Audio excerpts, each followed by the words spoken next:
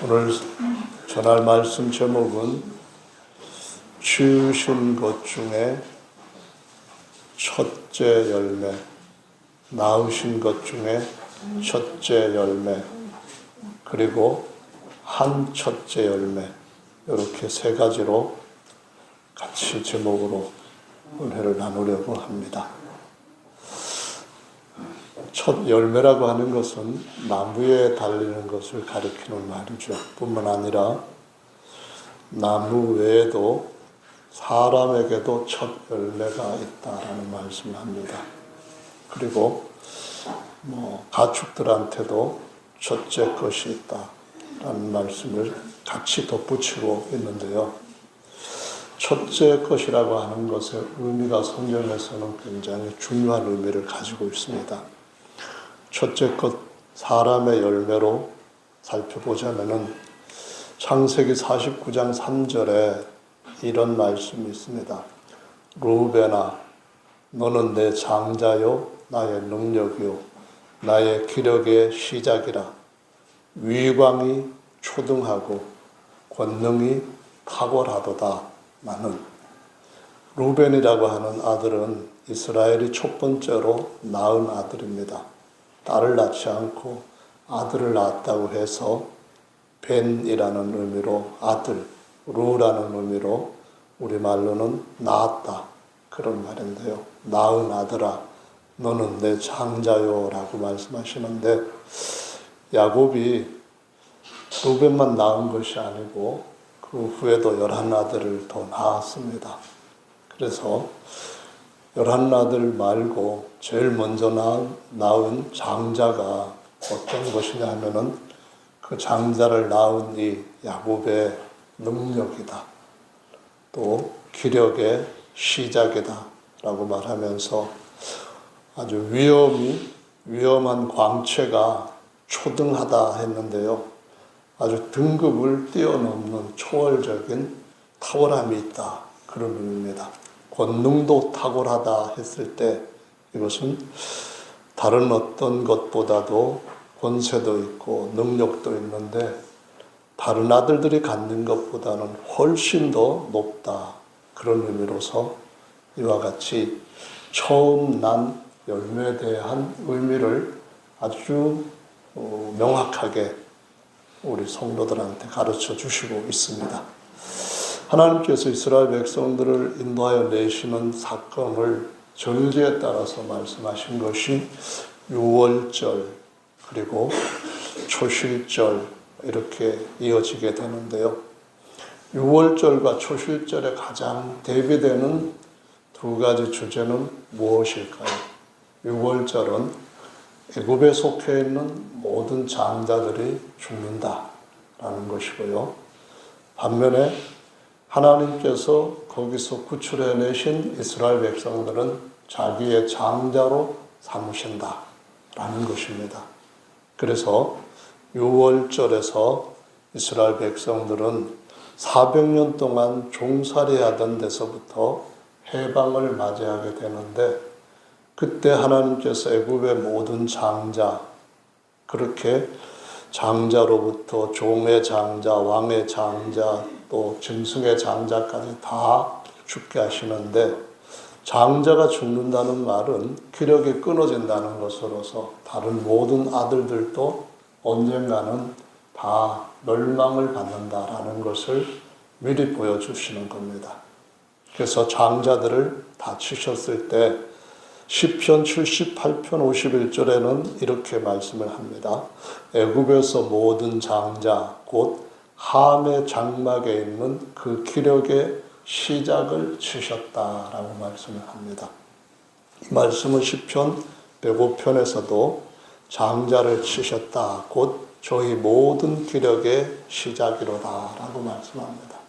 그러니까 장자라고 하는 말은 그를 낳은 아버지가 얼마나 그 능력이 대단하고 그 기력이 탁월하며 그가 가지고 있는 오묘한 광채와 권세와 능력이 뛰어난가 하는 것을 상징적으로 나타내는 의미라는 겁니다. 그것이 바로 다른 아들보다 먼저 낳은 장자에 대한 성경에 하나님께서 주신 영원한 계획에 관한 그림입니다. 그래서 이런 그림을 볼 줄 알면은 하나님께서 영원전부터 사람을 어떻게 하시려고 아담을 지으셨는가, 아담을 통하여 자꾸 아들들을 낳게 하셨는가, 이러한 하나님의 계획을 볼 수가 있습니다. 장자라고 하는 것은 그래서 처음 낳을 때 그 낳은 부모에게 너무나도 사랑스러운 것이고, 그런 것을 성경에서는 먼저 난 첫 열매라고 할 때 과일에다가 빗대서 하고 있는데, 이 과일이 좋으냐 나쁘냐 하는 것은 그 기력이 시작이 되었을 때 어떠하냐를 보고 알 수가 있다라는 거거든요. 성경에서는 뿌리가 거룩한즉 가지도, 줄기도, 가지도 다 거룩하다라는 말씀을 바울이 로마서 11장에서 말합니다. 뿌리가 완전하면 줄기도, 가지도 완전해진다는 겁니다. 뿌리가 충만한 권세와 능력을 갖고 있으면 줄기도, 가지도 충만한 권세와 능력을 갖게 된다는 겁니다.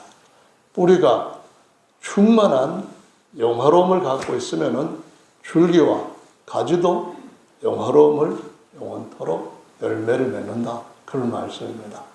근데 그런 것 중에서 첫 번째 것이 가장 귀한 것이고, 그 낳은 자의, 그 기력의 시작을 일으킨 자의 뭐라고 하는가 하면은 사랑스러운 정말 귀한 존재라는 표현을 쓰고 있습니다.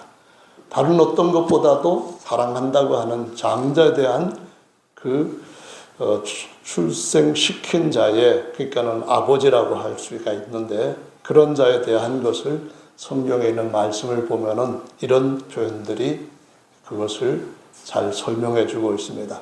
한 광주리에는 처음 익은 듯한 극히 좋은 무화과가 있고 라고 말씀합니다. 처음 익었는데 그게 너무너무 좋다. 그런데 한 광주리에는 악하여서 먹을 수가 없는 악한 무화과가 있더라라는 표현을 씁니다. 여기에서 극히 좋다고 하는 표현과 또 악하다고 하는 표현은 좋고 나쁘고를 말하는데, 이것을 그냥 한자식으로 하면 선하고 악하고 이 표현입니다. 앞에 좋은 무화과라고 했을 때 선한 무화과, 그런 의미고요. 한 광주리에 악한 무화과 있다 할 때는 좋은 것이 아닌 나쁜, 이런 의미입니다. 하나님은 자기가 지으신 사람들이 언젠가는 극히 좋은 하나님의 열매가 되게 하시기를 계획하셨습니다. 극히 좋은 그 열매는 하나님의 사랑을 최고로 받을 수 있는 대상으로 정하셨다는 겁니다. 아담이 범죄하지 않았더라고 한다면 그는 모형이라고 하는 상태에서 얼마 후에 실체가 되는 신분으로, 오늘 찬송에도 있었던 것처럼 하나님의 형상의 영광의 광채, 그리고 신령한 열매로 맺혀질 수가 있었는데 악한 열매가 됐다는 겁니다. 무화과 나무에서도 악한 열매, 포도나무에서도 악한 열매, 감람나무에서도 악한 열매, 나쁜 열매가 되었다는 겁니다. 그럼에도 불구하고 하나님은 그 뿌리가 동원되어서 그 모든 것들을 새롭게 처음처럼 바꾸어 회복하시고, 원래부터 가지셨던 하나님의 최고의 사랑받는 극히 좋은 존재, 극히 의롭고 영광스럽고 완전한 열매로 하나님 앞에 소유케 하시기를 원하신다는 말씀을 사방에서 보여주시고 있습니다. 이런 걸 모르면은 성경을 그냥 글로만 읽고 하나님의 계획은 깨닫지 못하는 무신론자와 참 신앙이 있는 자의 큰 차이를 가지고도 자신이 스스로 인식도 안 되고 자각도 안 된다는 거예요. 그래서 이것을 깨달을 수 있는 눈과 귀를 성경에는 항상 강조하시고 있고, 이것이 없는 자는 얼마만큼 있던 것들도 다 빼앗겨 버릴 것이다 라고 말씀하시고, 이것이 있는 자는 더 풍성하게 얻고 영원히 누릴 것이라고 말씀하십니다. 여러분들은 그런 눈과 귀를 정말로 갖고 계십니까? 예수님이 그 말씀을 하셨으니까 허튼 소리 하신 것은 아니라는 것을 기억하시기를 바랍니다. 예수님의 사람이 되기 위해서는 나는 정말 성경의 바른 말씀에 거울에 비춰서 내 얼굴은 어떠한지 보고 있는가, 깨닫고 있는가, 이것을 늘 우리는 살펴보는 신앙인이 되어야 될 줄로 믿으시기를 바랍니다. 호세아 10장에는 말이에요, 옛적에 내가 이스라엘 만나기를, 이스라엘 백성들 선민 조상 아브라함 만나기를 광야에서 포도를 만남같이 하였으며, 광야에는 물이 없습니다.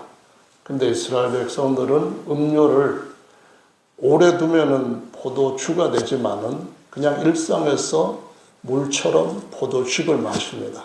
그래서 광야에서 물 구하기가 힘든 환경인데 거기에서 포도를 만나서 포도즙을 짜서 마실 수 있다고 한다면은 얼마나 좋겠느냐. 죽을 수 있는 광야에서 즐길 수 있는 환경으로 바뀌어진다면은 얼마나 좋겠느냐. 이보다 더 좋을 수가 있을까? 그렇게 이 말씀을 이어가고 있습니다. 이스라엘 만나기를 광야에서 포도를 만남과 같았으며 너희 열조 보기를 무화과 나무에서 처음 맺힌 첫 열매를 봄과 같았다라고 말씀합니다. 무화과는 이스라엘 백성들한테 식용으로 굉장히 중요한 겁니다. 이 무화과 이파리는 아담이 범죄하고 난 뒤에도 부끄러운 몸을 가리기 위해서 잎사귀도 동원이 되었던 걸 볼 수가 있습니다. 잎사귀로부터 그리고 열매에 이르기까지 이들의 생활 가운데서는 굉장히 중요한데, 이 무화과 나무라고 하는 명칭은 뭐가 달렸기 때문에 무슨 나무라 했냐면은 이 무화과가 달렸기 때문에 무화과 나무라고 붙이는 겁니다. 무화과가 좋으냐 안 좋으냐 하는 것은 무화과 나무의 뿌리에 의해서 결정이 된다는 겁니다. 사람들 열매도 마찬가지잖아요. 어떤 사람이 실제로 머리가 좋은 부모님한테서 태어나면 대부분 머리 좋잖아요. 어떤 사람이 부모님이 다 잘생긴 그런 부모님한테서 태어나면 키도 크고 잘생기고 대부분 그렇잖아요. 부모님이 부자이고 뭐 없는 것 없이 다 누리고 있는 집안에 태어나면은 거지로 쫓겨나는 일은 당하지 않잖아요. 마찬가지로 열매는 뿌리가 어떠냐에 따라 가지고 거의 결정이 된다고 보면 됩니다. 다른 요인이 작용하지 않은 한 정말 하나님이 지으신 생태계 속에서는 뿌리에 의해서 그 나무가 어떤 나무인가 그 열매가 맺히고, 그 나무의 상태가 그 뿌리에 의해 가지고 좋은가 나쁜가가 결정 지어지는 것인데, 그 뿌리가 누구냐 그 말입니다. 처음 것이 어떠냐 그 말은 그 뿌리가 어떠하며 그 뿌리의 어떠한 상태와 가능성을 처음 열매가 나타내 준다라는 의미이기 때문에, 그래서 첫 열매는 어마어마하게 중요한 의미를 가지고 있는 것입니다. 하나님한테 처음으로 낳은 아들이 있다고 한다면 하나님이 그 아들을 통하여서 어떤 일을 할 것인가 하실 것인가 하는 것이 뿌리이신 그 하나님과 첫 번째 줄기가 되는 그 하나님, 그 줄기에 붙게 되는 가지들이 얼마나 놀라운 위관과 탁월함, 권능의 충만함을 얻게 될 것인가를 보여주는 중요한 어떤 징표가 된다라는 것을 말씀을 하시고 있는 것입니다. 그래서 첫 번째 난자에 대한 것을 그렇게 중요하게 하나님의 말씀에 기록을 하고 있어요. 그래서 저와 여러분들이 하나님 앞에서 어떤 존재가 될 것으로 하나님이 정하셨는가, 이것을 아는 것은 정말 성경을 믿는 가장 중요한 기본적인 그러한 믿음의 요건이 되는 겁니다. 이걸 모르면서 그냥 세상에서 얼마만큼 복 받는다 그럴 때 세상의 육신의 뿌리는 부모이고 부모가 언젠가는 삶의 끝을 맞이하게 됩니다. 그래서 그것은 언젠가는 부자가 몇 대만 가면은 그 부를 다 잃어버린다고 하는 것처럼 한정적입니다. 하나님께서 우리를 지으신 것은 육체만을 갖고 있는 존재가 아니라 우리 안에 있는 진짜 사람인 영과, 속사람 영과 하나님과의 영원한 결합을 통해서 우리의 참된 뿌리가, 우리의 조상이 요한복음의 말씀에서 처음서부터 이런 존재라고 가르쳐 주셨던 것처럼 누가복음 3장에서 말씀하시든지 하실 때 그 이상은 하고 맨 위 이상은 하나님이시라고 한 것 같이 그 뿌리에 대한 것을 가르쳐 주시고 있는 굉장히 중요한 하나님의 예정하신 계획을 깨달아야만 됩니다. 그렇지 않고는 우리가 하는 모든 어떤 일이든지 간에 언젠가는 끝이 납니다. 성경 말씀 보면은 노아가 다시 한번 완전히 다 망한 세대를 이어가지고 인류의 조상으로 등장하는데 그에게 세 아들이 있습니다. 세 아들이 있는데 장자로는 셈이 나옵니다. 두 번째 언급에서는 함이 나옵니다. 함은 오늘 아까 말씀드렸던 것처럼 세상을 상징하는 애굽의 모든 사람들을 함의 장막의 사람들이다라고 비유로 말합니다. 여기에서 장막은 아브라함은 육체의 장막을 치고 하늘의 도성을 향하여서 나가는 자들이었다라고 비유로 말씀하시고 있고요. 이삭도 그랬고 야곱도 그랬다라고 말씀을 하면서 야곱 때에 와서는 동물들, 가축들의 우리로 숫곳을 정할 것인가 아니면은 하나님의 집으로 베델을 세울 것인가 어디에 거할까 이와 같은 말씀이 쭉 이어지는 걸 볼 수 있습니다. 그 말씀을 아무리 순서대로 외우고 내용을 다 다른 사람한테 얘기할 수 있다 할지라도 실제로 그 그릇 안에 담겨 있는 하나님의 계획을 모르면은 꽝입니다. 하나님의 말씀이 살아있는 말씀이라고 하면서 이것이 영적인 양식이라고 하는데 어째서 같은 한글로 번역되고 같은 히브리어로 기록되어 있는 것이 다른 글들과 사람이 지어낸 다른 이야기들과 차이를 내는 것이 무엇입니까? 여기는 그 안에 살아있는 하나님의 계획이 담겨 있기 때문에 그러하고 그것을 믿음으로 우리의 삶 가운데 접목하는 사람들은 영원한 생명을 얻을 수 있기 때문에 떡이라고도 말씀을 하시고 이것이 우리의 삶을 우리를 안전하게 지켜주는 모든 것이 된다고도 고백을 하고 간증을 하는 것입니다. 함의 장막, 둘째 아들을 함이라고 불렀습니다. 그러고 난 뒤에 야벳을 낳았다고 세 번째로 놓습니다. 야벳은 셈과 함과 야벳이라고 할 때 세 번째 아들로 기록이 되어 있는데 혼육에 비유된다고 했는데 셈은 영의 속사람의, 혼은 겉사람의 정신세계 또는 마음세계, 머리라든가 감정이라든가 이거를 비유한다 했는데 그 다음에 함이 나오고 야벳이 세 번째 나오는데 이게 어쩐 일인가? 의아심을 가질 수가 있습니다. 분명한 것은 이겁니다. 모든 정신세계, 모든 감정세계, 머리 좋고 뭔가 뛰어난 것들에 대한 것을 느끼고 나눌 수 있는 그 모든 것들도 육체 그릇이 깨지면은 말짱 헛거라고 하는 사실을 저와 여러분들이 인정하지 않으려 해도 인정할 수밖에 없는 것이 인생인 줄로 믿습니다. 정말 많은 것들을 소유했다 할지라도 육체 호흡이 끊어지면은 이 내 안에 있던 것이야 심장의 모든 피돌기들도 끝이 납니다. 흙으로 돌아갈 때 다 끝이 납니다. 그렇기 때문에 우리가 살아야 할 가장 중심적인 삶 자체는 어디서부터 원천을 끌어내야 되는가 하면은 속사람인 영인 줄로 믿으시기 바랍니다. 영이 잘 되면은 아들이 될 수도 있어요. 영이 잘 되면은 종이었다가 더 뛰어난 아들이 될 수도 있어요. 그러나 영이 죄에서부터 헤매고 죄의 종의 그 신분에서부터 벗어나지 못하게 된다면 영원히 이 육체까지 부끄러운 몸으로 부활이 돼가지고 둘째 부활에, 악인의 부활에, 죄인의 부활에 참여해서 영원한 사탄 마귀가 끌고 가는 그것들을 위해서 하나님이 심판으로 지어놓으신 불못에 들어간다고 성경은 계시록 20장에 분명하게 못을 받고 있습니다. 그래서 사람들은 죽고 난 뒤에 또 다른 세상에 대한 접한 그러한 간증들을 할 때 뭔가 있구나.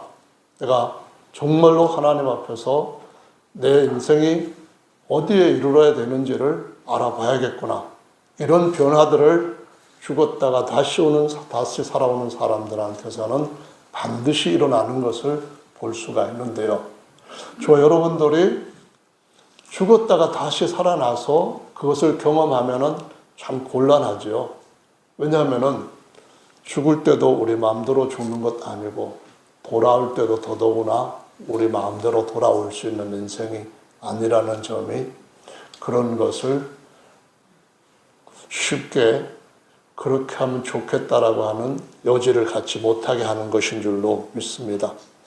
중요한 것은 하나님께서 우리를 오늘 본문 말씀에 보시면은 첫 열매가 되게 하시려고 첫 열매라는 말씀하시면서 두 번째로는 진리의 말씀으로 우리를 낳으셨느니라 라고 말씀을 하십니다. 지은 것들이 있습니다. 지은 것들보다 더 뛰어난 것은 하나님이 낳으신 것들이에요. 지은 것들 중에 가장 뛰어난 것이 무엇일까요? 여러분 답을 아십니까? 그것이 정말 있다는 것을 여러분은 인정하십니까? 하나님이 전지하시고 전능하신 분으로 그분이 지으신 것 중에 가장 뛰어난 것은 아담이 아니라 천사들이라고 말씀을 하십니다. 하나님께서 욥에게 말씀하실 때 내가 천지 창조할 때 너 어디 있었느냐? 내가 너를 지을 때에 네가 그 자리에서 내가 창조하는 모습을 봤냐? 그러시면서 하나님의 아들들과 새벽별들이 내가 그걸 할 때 거기서 내가 창조하는 그 모든 것들로 인하여서 노래했다라고 증언을 하십니다. 지으신 것 중에 최고의 것이 천사들입니다. 그런데 지으신 것들 중에 최고라 할지라도 낳으신 것 중에 최하보다도 못하다고 하는 사실을 기억하시기 바랍니다. 낳으신 것 중에도 첫 번째 낳은 것이 있고 두 번째 낳은 것도 세 번째 낳은 것도 있을까요? 이것이 오늘날 저와 여러분들이 여기에 말씀에서 힌트를 얻고 증거를 찾을 수 있는 것이 이것입니다. 모든 성도들한테 믿음의 형제들한테 말씀하셨는데 우리로라는 표현을 썼습니다. 여럿이라는 표현입니다. 그런데 뒤에 이어지는 말씀은 무엇입니까? 이어지는 말씀은 우리로 다음에 뭔가요? 한입니다. 하나입니다. 믿습니까? 그러면은 어떤 겁니까? 하나의 열매라는 겁니다. 그러면 세 번째로는 또 뭡니까? 진리의 말씀으로 낳은 하나다라고 말씀을 하시는 겁니다. 하나님께서 처음에 아들을 낳으셨을 때 그 아들을 유일하게 태어난 아들이다 해서 한자로 번역을 할 때 뭐라고 번역하는가 하면은 유일한 독자라고 할 때 홀로 독자를 쓰고 날생자를 쓰고 아드자자를 써서 독생자라고 말씀을 하십니다. 그런데 하나님께서 진리의 말씀을 통하여서 한 열매가 되게 하십니다. 과실의 열매가 아니라 가축의 열매가 아니라 인간의 열매가 아니라 하나님께서 낳으신 한 첫 열매가 되게 하시겠다라고 말씀을 하시고 있습니다. 이 말씀은 워낙 너무나도 놀라운 진리를 포함하고 있기 때문에 그냥 외우려고 부지런히 그냥 읽어가는 사람들한테는 깨달을 수 있는 그런 중요한 부분들이 보이질 않습니다.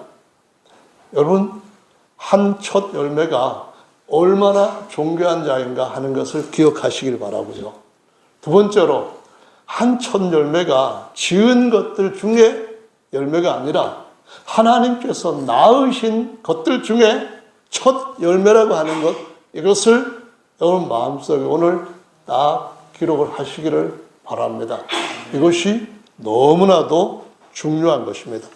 미가서 5장 2절의 말씀에 보면은 예수께의 근본은 상고의 태촌이라 하는 말씀을 하시면서, 근데 그분이 베들레헴 떡집에서 사람의 아들로 태어나셔서 사람이 낳은 아들의 첫 열매 프로스토코스가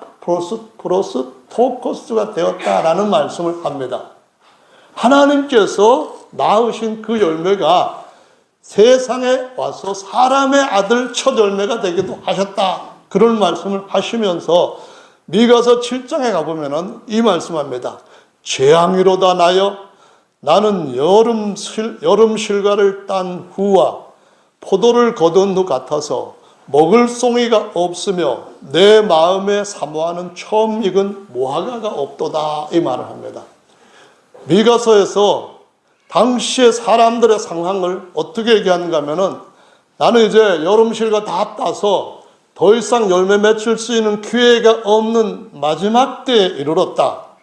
그래서 더 이상 열매를 맺힐 것을 아무리 찾아봐도 이후에는 맺히지 않는 그런 시기가 되었다. 그러면서 만약에 또 새로 심어가지고 처음 열매를 거둘 수 있는 그런 나무가 있다면은 얼마나 좋을까? 또 달리고 또 달리고 또 달리고 하는데, 내 마음에 사모하고 내 마음에 정말 애지중지하고 귀히 여기고 정말 아름답게 여기는 첫 열매가 없도다라는 말을 하는 것을 볼 수가 있습니다. 이 말씀은 처음 익은 열매가 없는 그러한 모든 밭에서도 마찬가지지만, 이미 모든 것이 추수가 끝나고 난 뒤에 더 이상 열매 맺을 기간이 아닌, 무화과 열매가 없어서 이제는 뿌리채로 말라버리는 그 시기에 오게 된다면은 더더구나 하나님께서 귀하게 여기는 첫 열매로 추수될 수 있는 가능성은 끝났다, 없어졌다, 이 말씀을 하시는 겁니다.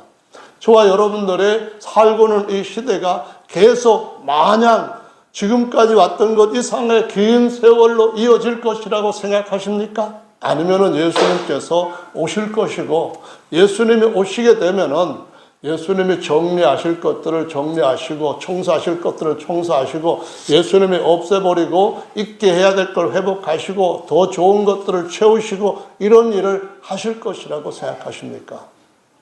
하나님은 만유의 주님이시고 그분의 계획하신 것을 그대로 다 이루실 전능자이신 줄로 우리는 믿고 있습니다. 그러므로 하나님께서 보시는 지으신 것들 아니라 낳으신 것들 중에 가장 사랑하시고 귀히 여기시는 한 첫 열매를 취하실 줄로 믿으시기 바랍니다. 그래서 속지 말라는 겁니다. 형제들아, 사랑하는 형제들아, 우리가 누구냐? 사랑하는 형제들아, 탐심을 따라서 사는 그 열매가 뭐냐? 우리의 마음속에 이것저것 유혹이 있고 욕심이 잉태하면 죄를 낳고 죄가 장성하면 사망을 열매 맺는다고 했는데, 그것 쫓아가서 마지막에 이루는 결말, 그 결과가 뭐냐? 다 아무것도 아니고 흙으로 돌아갈 뿐만 아니라 영원히 멸망으로 떨어지는 것이니까 하늘을 바라보자, 위를 바라보자. 우리의 진짜 머리와 뿌리가 되시는 하나님을 바라보자 하시면서 온갖 좋은 것들이, 온갖 온전한 것들이 하나님이 거저주시는 선물로 위로부터 오는 것이고 빛들의 아버지로부터 오는 것이니까, 그분한테는 어둠이 전혀 없으니까, 그분한테는 변했다가 이렇게 됐다가 저렇게 되는 그러한 회전하는 것도 전혀 없으니까 해 아래 사는 것들은 그늘졌다가 조금 밝았다가 지구멍에도 벼들었다가 아니면은 또 잘 나가다도 어느 날 갑자기 모든 것들이 불타버리는 것 같은 그런 것이 있지만은 올해 하나님께로부터 오는 것들은 회전하는 그림자도 없는 완전히 영원토록 좋은 것으로 우리한테 누리게 하시는 분이시다라고 말씀하시면서 속지 말라라고 우리한테 권고하고 있습니다. 세상에 속지 말고 하나님의 말씀을 따라서 우리의 삶이 당장은 어떠하든지 간에 그런 물결 바라보지 말고 그 바람에 의해 가지고 흔들리지 않게 되시기를 예수님의 이름으로 축원합니다. 오늘 찬송에서도 사람의 힘으로 하나님의 뜻을 이루지 않습니다. 우리가 힘이 세다고 해서 잘 이루는 것도 아니고요. 우리가 힘이 없다고 해서 못 이루는 것도 절대 아니라는 겁니다. 무엇에 따라서 이루어지냐면은 우리를 사랑하시는 그분으로 말미암아 값없이 은혜 베풀어 주시고 선물 주시기를 기뻐하시는 그분으로 말미암아 그분이 우리를 지으시고 다시 우리를 낳으셨을 때에 그분의 아들의 기력이 어떠하며 그분의 능력이 어떠하며 그분의 위강이 어떠하며 그분의 권능이 어떠한가를 미리 보여주셨기 때문에 그분 아들 예수 그리스도 바라보고 한 첫 열매로 태어난 자들의 삶 가운데 머물러라. 그 가운데서 그 신분을 계속 지켜라. 그 가운데서 우리가 주님으로부터 얻을 것이 곧 온다고 하는 주님의 인도하심과 그분이 우리 귀에 우리 눈에 보여주시는 이상과 계시의 음성을 듣고 믿음으로 승리하자라고 가르쳐 주시고 있는 줄로 믿으시기를 바랍니다. 할렐루야. 아멘. 처음 것이 하나님께로부터 나셨기 때문에 모든 것이 하나님이 뿌리이기 때문에 모든 것이 하나님이 근원이기 때문에 그래서 처음 것들은 하나님 앞에 드리라는 말씀을 쭉 성경에서 말씀합니다. 하나님께서 좋은 것 드려라 그런 말씀을 하시기도 하시지만 나쁜 것 드려라 그 말씀 안 합니다.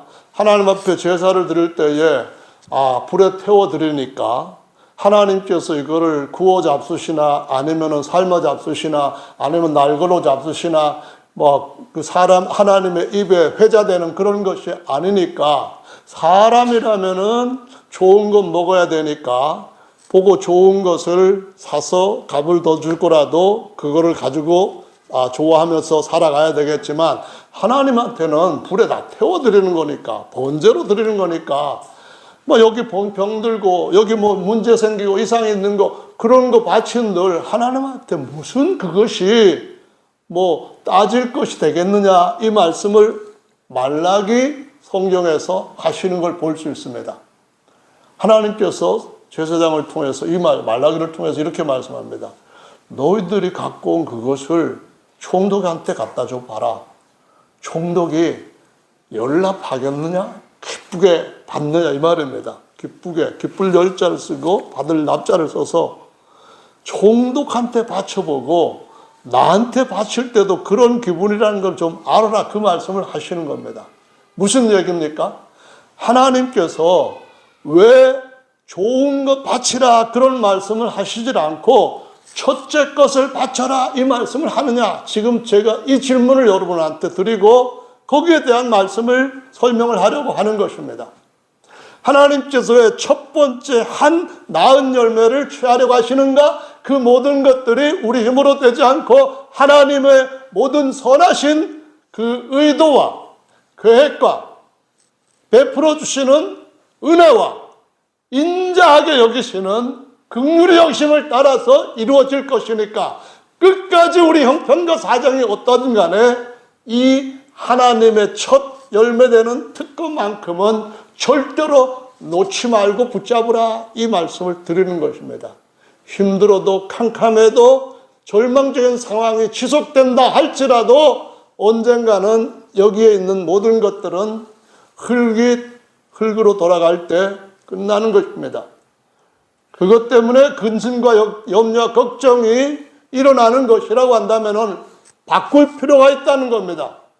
세상에 속한 삶을 바꾸어서 하늘의 시민권을 갖고 있는 하나님의 한 첫 열매가 되는 삶으로 바꾸는 것이 영원한 승리를 위해서 반드시 모든 성도들이 선택해야 할 필요라는 것을 가르쳐 주시고 있는 것입니다.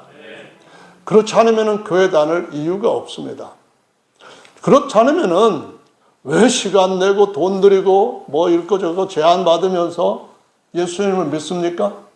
예수님을 믿는 이유는 하나님의 약속이 있기 때문에 믿는 것입니다. 하나님이 아무리 존재하시고 아무리 능력이 많다 할지라도 저와 여러분한테 아무런 약속을 주시지 않았다고 한다면 무엇이 우리한테 유익이 있겠습니까? 하나님께서 주신 약속들이 어마어마한데 이것을 몰랐을 때는 그냥 방황하며 살았지만은 알고 나서부터는 삶이 바뀔 수밖에 없으니까 오늘 여기 저와 여러분들이 붙어 있고 하나님 앞에 감사하다고 범사에 대해 가지고 대하는 태도가 달라지고 일어나는 일들이 어떤 의미로 우리한테 하나님께서 모든 것들을 합하여 합력해서 선을 이루실 것인가는 기도를 갖고 믿음과 소망 안에서 살아가는 것 아니겠습니까? 하나님이 모든 것의 근원이신데 그 근원을 처음 낳으신 아들을 통하여서 만유를 지으시기 전에 처음 낳은 아들을 통하여서 만유를 충만케 할 그 기력의 가득함이 어떤 것인가 하는 것을 보여주고 있는 것을 사도 바울은 경륜의 계시를 통하여서 깨닫게 된 겁니다. 하나님의 아들, 유일하게 태어난 그 아들이 한 아들로 끝나는 것이 아니라 그 한 아들을 머리로 삼아서 그 머리에다가 다 연합시켜가지고 한 세 사람의 하나님의 낳으신 하나님의 열매가 되게 하시기 위하여서 하나님께서 바울을 통하여서 이 계시를 기록하게 하셨고 기록한 이것이 오늘날 똑같은 그들에게 주셨던 성령을 통하여서 우리에게도 하나님이 이렇게 놀라운 걸 갖고 계시는데 하나님을 그냥 다른 잡신들처럼 빌면은 잘해주고 안 빌면은 때리시고 그냥 빌어도 괜찮고 이것 던지고 이것 섬지고 여러 섬겨도 괜찮고 아니면은 하나님 버리고 다른 더 좋은 것 맨날 쫓아다녀도 괜찮고 그저 그런 신인가 보다 라고들 생각하고 살아왔는데 그분은 절대적인 존재인 줄로 믿습니다. 그분만이 모든 충만함으로 우리를 충만케 채우시고 그 마다들을 통하여서 영원히 모든 것들을 우리에게 더해 주시는 너무나도 놀라우신 좋은 분이심을 믿습니다. 할렐루야. 제가 오늘 말씀드려야 될 것이 굉장히 많이 있거든요. 근데 굉장히 많은데 여러분 굉장히 많다고 하니까 굉장히 많이 설교하려고 하는구나 이런 생각이 드신다면은 그건 또 아닙니다. 이 중에서 몇 가지만 추려가지고 여러분한테 말씀을 드리려고 하는데요. 하나님의 아들, 하나님 아버지, 그리고 그분이 얻으시고자 하는 장자 이런 것들은 성경에 우리가 이해하기 쉽게 우리처럼 살았던 사람들 속에서 하나님 그림처럼 다 그려놓으셨어요. 갈라디아서 말씀에 보면은 아브라함은 하나님의 빗대고 아브라함에게 있었던 두 아내는 예도약과 세언약의 빗대고 거기서 태어났던 두 아들은 혈통적인 선민과 신령한 선민에 대해 빗대가지고 누구든지 그 말씀을 읽으면은 아브라함이 하나님의 입장에서 하나님의 아들들한테 보여줄 것이 뭔가 하는 것을 쫙 보여주셨다는 걸 알게 되죠. 여러 번 설명을 드렸던 것 같은데 다시 한번 여러분 삶 가운데서 그것을 놓지 마시고 아브라함의 삶이 그렇게 창대해졌던 것처럼 내 삶도 내 영의 아버지신 하나님께서 그렇게 해주셨구나 하는 것을 따라가시고 붙으시기 바랍니다. 아브라함이 낳은 아들이 하나님의 독생자에 대해서 비유로 빗대가지고 말씀하셨다고 얘기를 합니다. 근데 그 아브라함 아들 이삭 안에서 나온 자가 두 쌍둥이가 나왔는데, 두 쌍둥이나 쌍둥이가 나왔는데, 하나는 에서이고, 나중난 자는 야곱이라고 말합니다. 근데 이 야곱이 장자가 된다. 사람의 첫 아들 된다.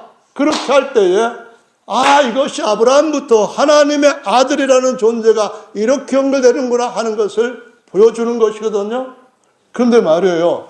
하나님께서 야곱한테 와서 끊어진 게 아닙니다. 야곱의 아들 중에 유다라는 아들이 태어나요. 유다라는 아들이 태어나는데 유다가 보여주었던 정말 희한한 사건이 성경에 기록되어 있습니다. 여러분, 유다 하면은 딱 생각나는 게 뭔가요? 이름은 뜻은 찬송입니다. 그럼 나중에 유다 지파가 되는데요. 유대의 후손 다윗이 왕이 되고 하면서 아브라함과 다윗의 자손할 때 아브라함은 하나님의 때 빗대고 다윗은 하나님의 아들 독생자 그리스도의 빗대가지고 성경에 굉장히 많이 나옵니다. 근데 그 유다가 어떤 사람인지 여러분 아세요? 창세기의 말씀에 보시면은 38장 26절에 이렇게 돼 있습니다. 유다가 아들을 낳았어요. 유다가 아들을 처음에 애를 낳았는데 애를 낳고 조금 있다가 또 그 뒤에 다른 아들을 둘을 더 낳았어요. 근데 처음에 태어났던 엘이라고 하는 아들이 그만 하나님 앞에 악한 열매가 돼가지고 하나님이 없애버리셨다 나옵니다. 근데 이 엘의 아내가 다말인데 이 다말이 자기도 유업을 얻을 수 있는 아들 후사를 얻어야겠는데 그 아들을 얻기 위해서 자기 본 남편 엘이 죽었기 때문에 그 아들의 동생을 통해 가지고 아들을 얻어서 후사로 세우기 위해 가지고 시아버지한테 아들을 달라고 했는데요. 그런데 이 아들이 둘째 녀석이 어떻게 했는가 하면은 이 녀석이 그냥 자기가 낳은 아들은 형의 아들이 될 것이고 내 후사가 아니다 해가지고 바닥에다가 설정을 했다는 겁니다. 그래서 하나님께서 그 녀석도 데려가 버리셨대요. 셋째 아들이 세라인데 세라는 아직 어리지만은 남자 구실할 수 있어서 성경 말씀에 계속해서 주시는 것은 후사를 낳을 때까지 동생이 형 하나한테 들어가서 아들을 얻게 해줘라 이 말씀이고, 이 말씀은 부활에 대해서 사두개인들이 예수님한테 와서 따질 때도 7 형제가 있었는데 첫 아들이 아들 없이 죽고 둘째 죽고 셋째 죽고 넷째 죽고 다섯 여섯 7째까지 다 죽었는데 부활할 때 누구 아들이 됩니까? 이걸 따졌을 때 예수님이 하신 말씀은 하나님께는 모든 의인들이 살았느니라 이런 말씀하시면서 부활이 있다고 하시면서 그 본래 아들이 형에게 들어가서 동생이 형에게 들어가서 아들 낳게 하는 것은 뭘 강조하기 위한 것이냐면은 하나님은 뿌리이시고 그 뿌리에 줄기가 나게 하시고 줄기에서 가지가 뻗어서 창성케 하시는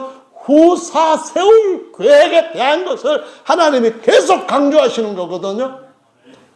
하나님께서 자신의 모든 것들을 드러내실 그의 아들들을 얻어서 만육 가운데 보여주시려고 하는 것이 하나님의 너무너무 독생자 아들을 사랑하시고 그거 보는 것이 너무너무 기쁘고 그것이 하나님의 기력이었다 하며 하나님의 능력과 하나님의 권세가 어떠하며 그 영광이 어떠한지 그 뿌리에 대한 것을 보여주시기 위한 그분의 계획으로 가득한 그것이거든요.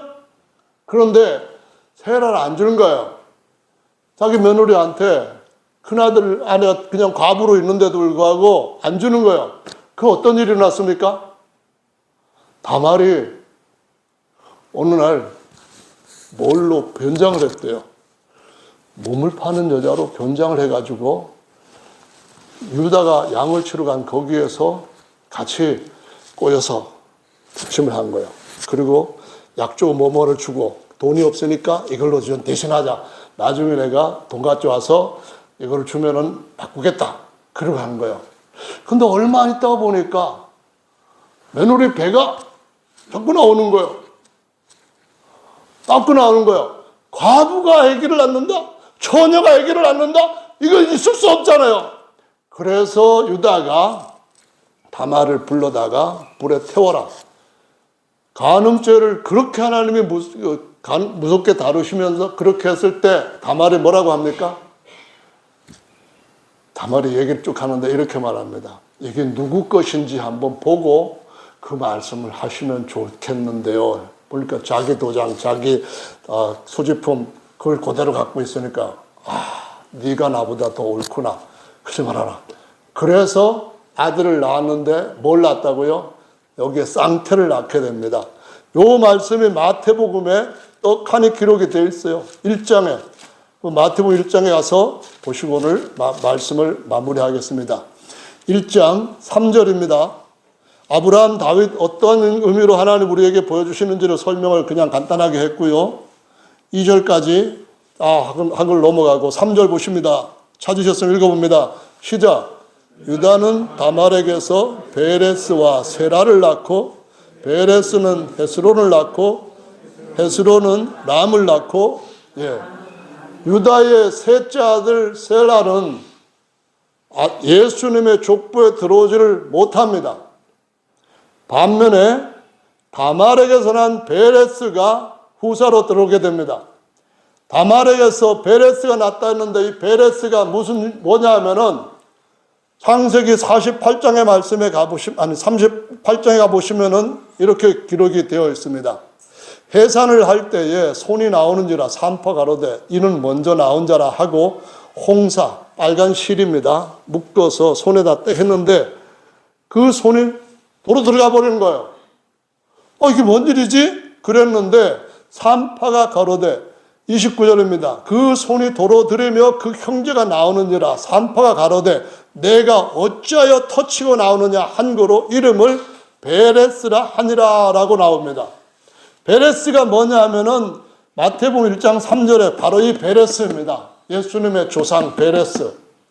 아멘. 처음에는 뻘건 손을 먼저 내밀었던 이 아들이 사실상은 손이 쑥 들어가게 되고 터치고 나왔다 그 말은 비집고 나왔다 그 말이에요.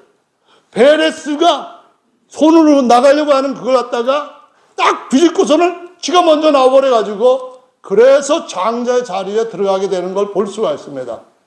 본래 사람은 손이 먼저 나와야 됩니까? 발이 먼저 나와야 됩니까? 머리가 먼저 나와야 됩니까?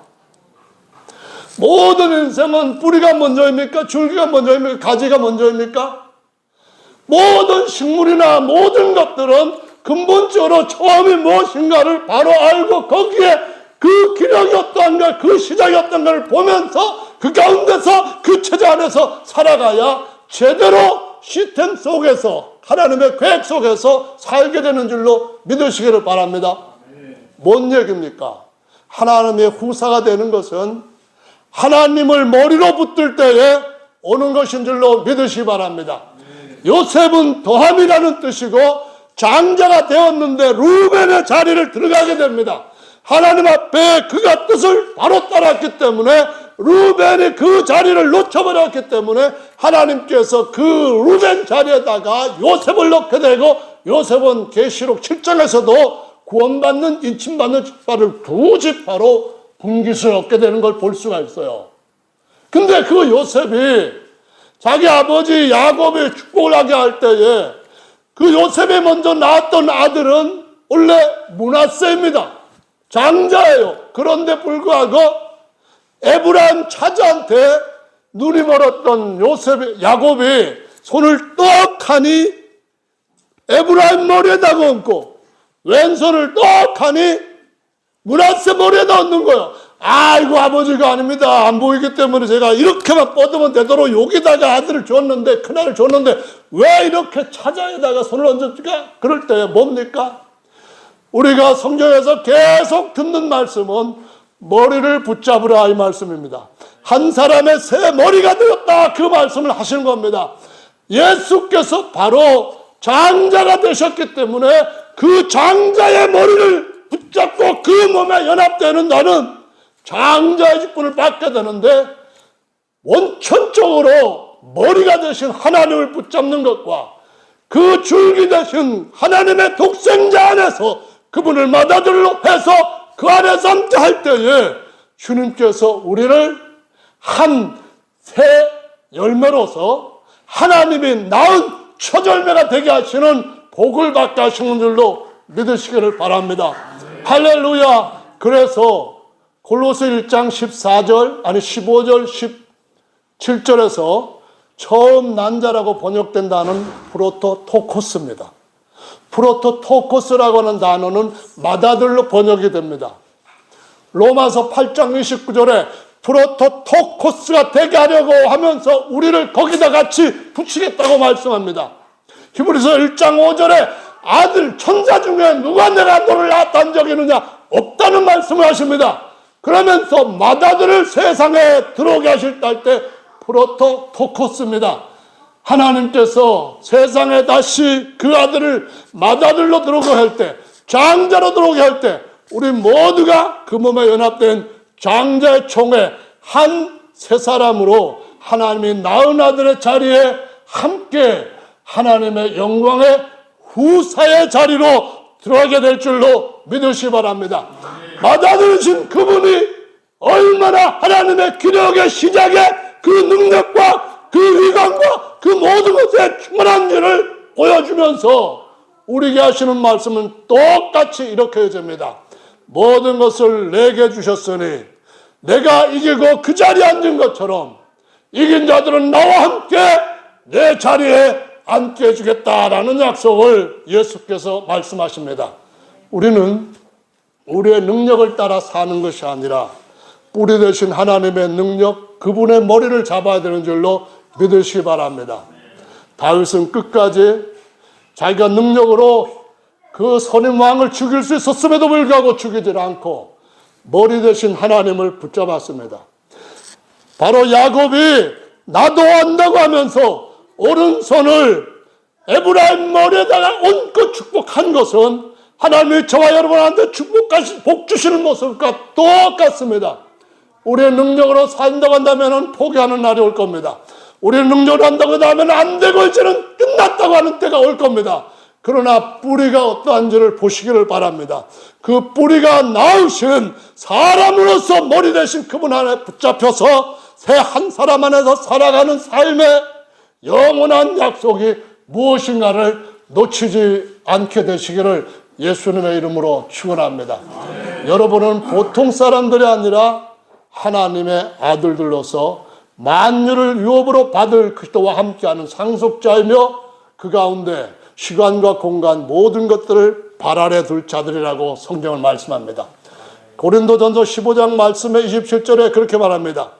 모든 것들을 다 발 아래 두셨다고 하셨으니 그 발 아래 두셨다 하신 분이 그 안에 속하지 않은 것이 확실하도다 그 말합니다. 그러므로 아들들까지도 다 그분의 것이라고 말씀하셔서 그분은 만유의 머리라고 말씀하시면서 그분이 지으신 것들, 그분이 낳으신 것들의 머리는 하나님 아버지시고 그 다음에 그분이 낳으신 것과 그분이 지으신 것들 속에서 그분이 낳으신 아들들이 만유를 다 충만하게 다스리는 만유의 머리이기 때문에 만유를 발 아래 둘므로 그들의 만유 안에 속해 있는 것이 아니라는 사실을 증명하고 있습니다. 제가 드린 말씀을 이해하십니까? 하나님은 지으신 것과 낳으신 것들보다 위에 있는 그 밑에 속해 있는 것들이 것 속에 한 존재가 아닙니다. 절대적인 유일한 머리신 줄로 믿으시기 바랍니다. 하나님의 아들들은 어떤 존재입니까?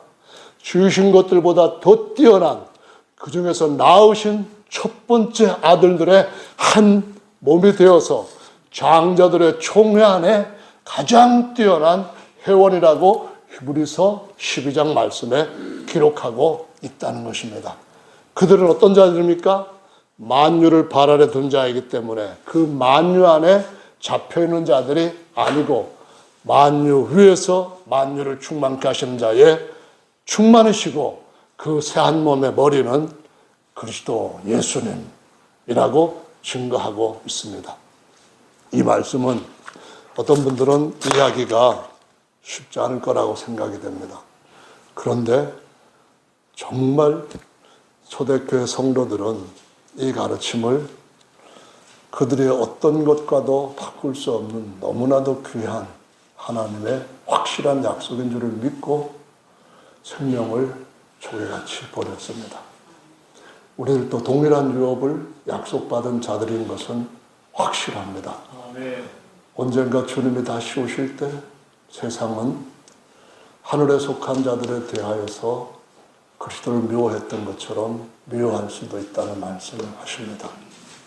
미움을 받을지라도 그리스도에 나서 여러분의 신분을 더욱더 거룩하고 더욱더 당당하고 더욱더 위험 있게 지키시기를 예수님의 이름으로 축원합니다.